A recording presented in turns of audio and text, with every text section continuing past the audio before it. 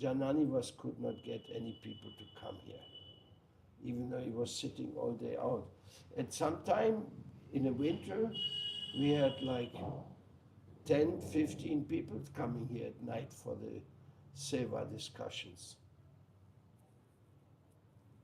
So today we are very happy to receive Harijanji, a preacher from Hungary who has been a pioneer in the Vaishnava Rajsabha work for many, many years.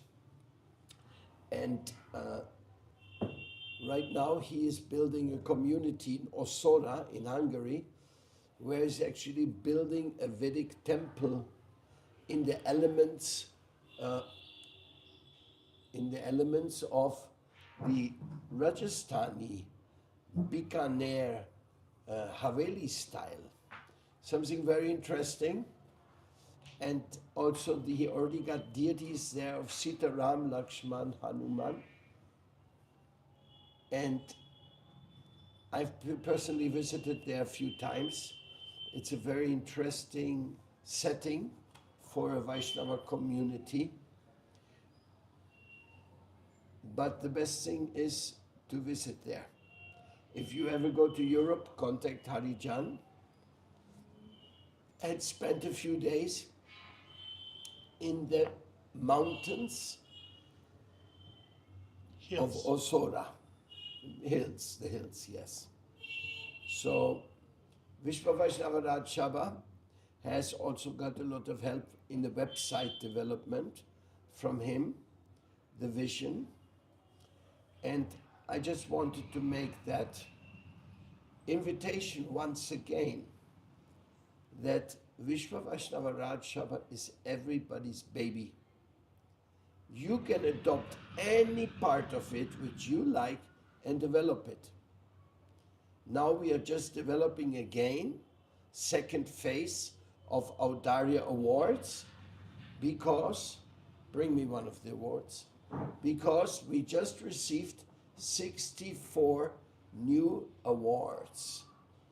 That is very beautiful, was nice job done here in Vrindavan.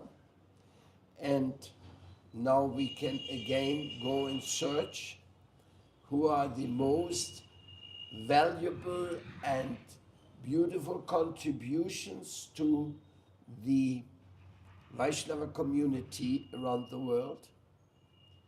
Like one Audarya Award was given but never delivered, was to Mikhail Gorbachev for releasing the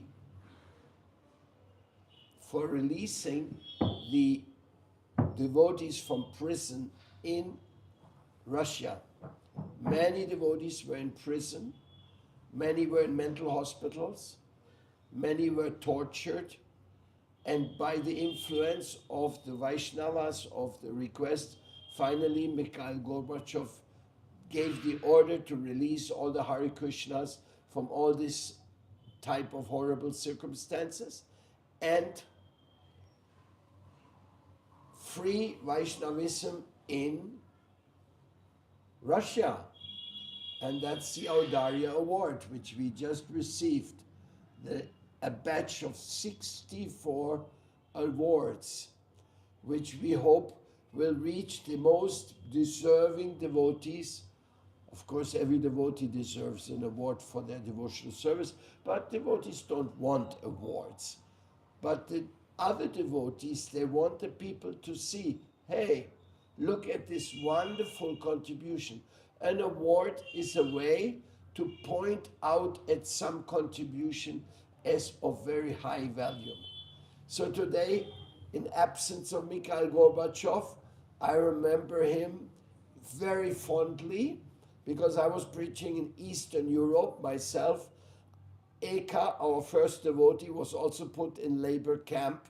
So that was very good that this was broken and the people here, we also, Harijan Swamiji, he has been in Hungary, he has been in the moment when there was still communism and how the devotees were under very repressed and difficult circumstances. They were already preaching Srila Prabhupada's glory and Chaitanya Mahaprabhu's message.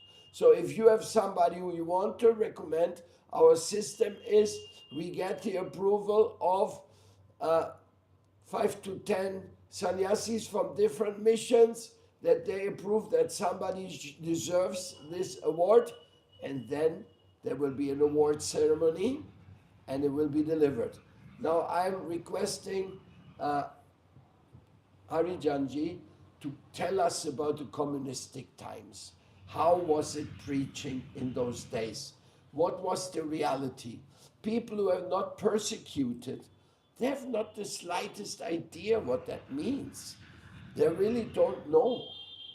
And then they cannot even imagine what it is to become a devotee in such circumstances.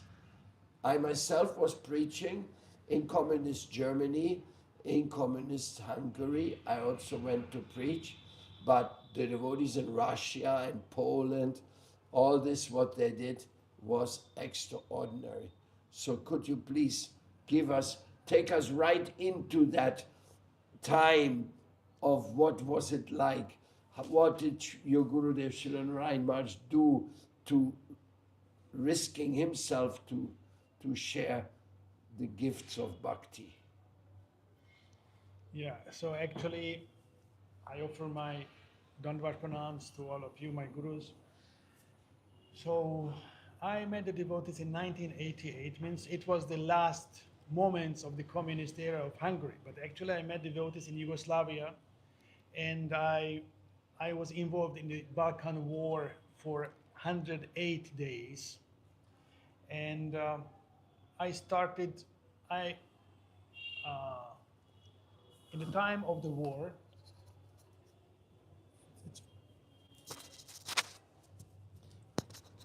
so in the time of the war, I served in, I think it was fine.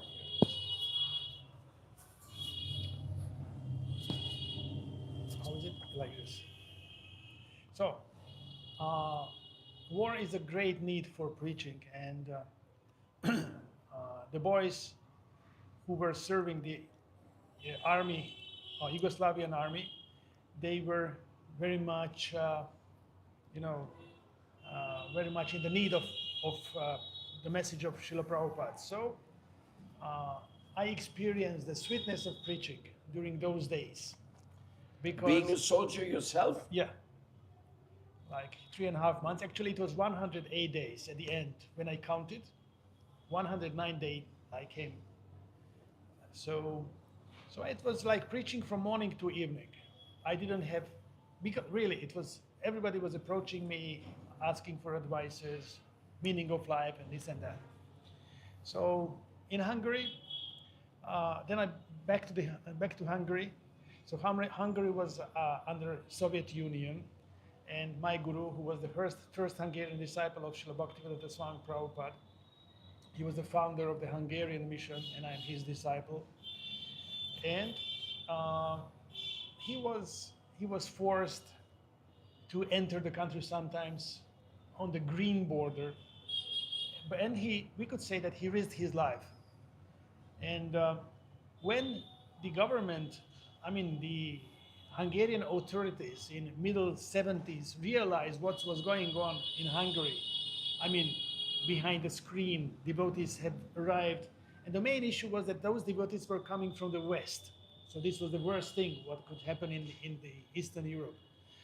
Then, after they realized what was happening, then how it happened, the devotees they didn't have an official job. In the communist time, it was obligatory. It was mentioned in your ID card. Do you have a job or not? And just by all of a sudden, one car with four devotees was stopped by the police. And just general checkup, and none of them had jobs in their IDs. So they said, "Oh yeah, we don't have job right now because we moved to the farm and we will do some farming." And then the police said, "It's very interesting. 4 young boys, they don't have a job. It was a criminal act actually. So let's see this farm." And the car of the devotees was followed by two policemen, one in front, one in back, and they reached the farm. And there was a puja going on, and they saw that the car of the devotees with two policemen has arrived to the farm. You know, they put everything, they removed the deities, and all the books were put on the top of the building, and then the police came to check all, like, you know, they were checking what do they have, what they have seen, and from that point, every week the police would come, and they could actually never prove anything that something was wrong. But the chief policeman investigator said, "I know that you have some secret here, and we will find it out." And they were coming, and it was very normal for the devotee that every week police would come and they would check everything. And the devotees were very brave heart because, for instance, the policeman was talking to me, and behind the policeman they were removing the books, you know. So they were heroes. And after uh, after the the Soviet Union broke up, Hungary got the independence. Then one of the devotees, Krishnananda Prabhu, he was one of the leaders. He met the chief, the general, how we call it, the inspector, who was very heavy guy. They met in the city. And after that, he was not an inspector anymore. You know, the communist regime broke. So, and Krishnananda met him, and then he told to the inspector, "Hey, Mr. Inspector, so Krishna is still behind us. But where is now the Communist Party? Who is behind you? Nobody is behind you." Like this, the devotee made a joke with him. Krishnananda Prabhu was very brave. "Krishna is still with us, but where is the Communist Party?" So that was the end. But, you know, after years, like in the 90s, whenever a police car would pass by our farm, all the devotees were, you know, shocked. "Oh my God, police is coming. Some terrible thing will happen again." So it took a while that devotees were not afraid from police. So actually, at the end of the communist time, because devotees had a factory of fancy candles, and they had an official company. Everything they were doing accordingly. But of course, when they were purchasing the goods, which were converted to be a candle, those goods were, you know, $2, 60 bucks here and there. So maybe it was not everything mentioned in the bookkeeping properly. So the police came and they wanted to find a reason. They said, "We will put all the boys in the prison and the girls will run away to their home." So they were looking for the reason, how to put them in the jail, because without any proof, it's not possible. And that's why they were coming and coming every week. But never they found the real reason. Because devotees were so expert, they hide the deities when the police would come. Immediately, quickly they could remove. I remember when I came to Hungary, we had a special little wooden box which you could open, then it was the altar, and we closed it, it was just a little box. And so if somebody knocked at the door after 6 o'clock in the evening, there was a time when the secret police used to arrest the people. They locked it. "Oh, we're doing nothing here." Because the secret meetings that were going on in private apartments. And that Gornitai deity we are still worshipping in Ozora. Gola Premanandi. And what about dress? Only civil dress, no dhoti. Dhoti during puja, that's 15 minutes. Dress after puja, immediately remove. Tilak, no sika, was impossible. Streets, Harinam, impossible. With jeans and shirt. Yeah, whatever. Yeah. So, and so the police was looking for proof to put the boys, the brahmacharis, the devotees to the jail. And finally, when they were starting to check the candle factory, they found one box was missing from the inventory. Something stupid thing. One box. Oh, it's a illegal action. You are trying to cheat the system, and whoever was the president of the company, that devotee was put in the jail for 60 days. Oh. And the case was going on, and all the devotees were made like in the movie with the light. Yes, now you tell the truth. How are you stealing from the government? Investigation was going on, and there was always a bad inspector who would say, "Listen, if you don't tell the truth, your mother will be like everybody will be finished." And at the end, there was no final proof, so the devotee was released from the prison. And not long after, the communist system broke down, so Krishna protected the devotees. But our Guru was a real hero. That was the same time the Berlin Wall fell, Yeah, more or less, no?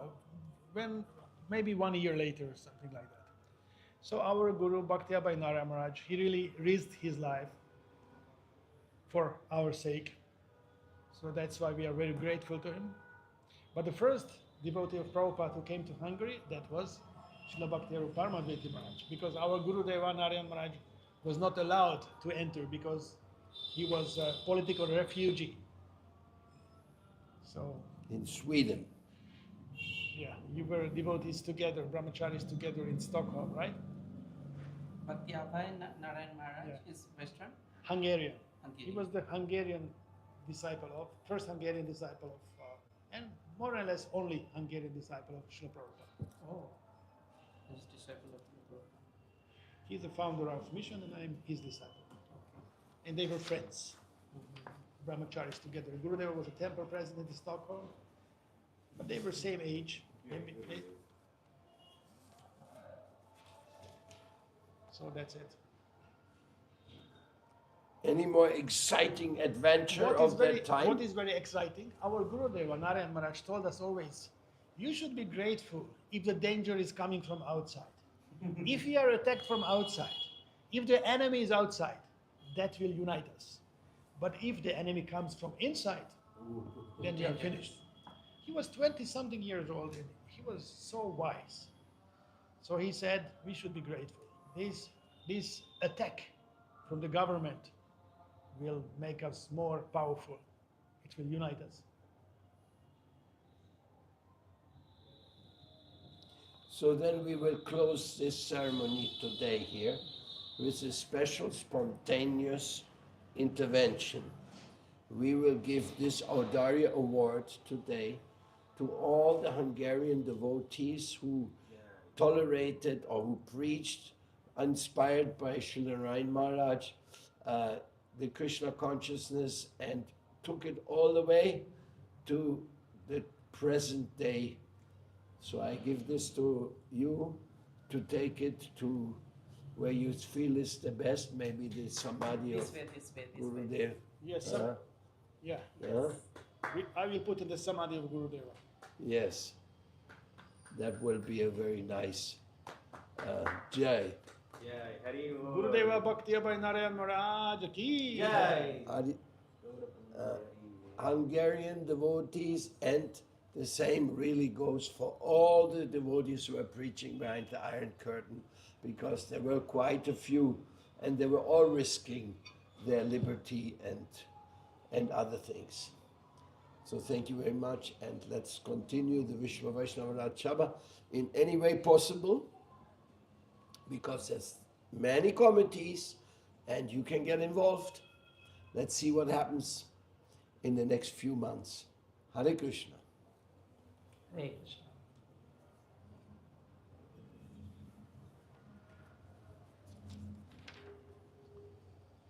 So, some You can make something there.